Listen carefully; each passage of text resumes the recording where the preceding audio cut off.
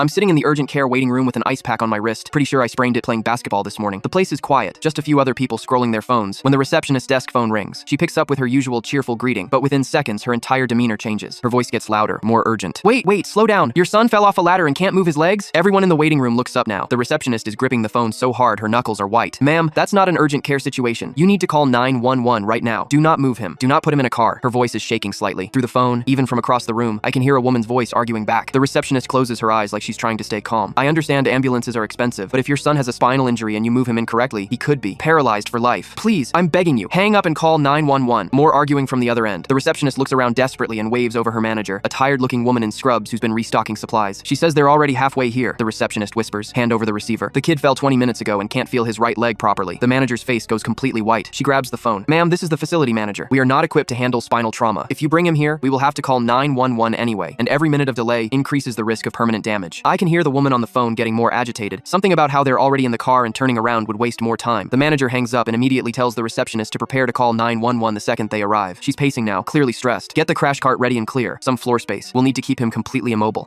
The waiting room has gone dead silent. Everyone's watching this unfold like a terrible movie. About 15 minutes later, a Honda SUV screeches into the parking lot. Through the glass doors, I watch a middle-aged man open the back door and start pulling out a teenage kid, maybe 16 or 17. The kid is crying, these awful, painful sobs that make my stomach turn.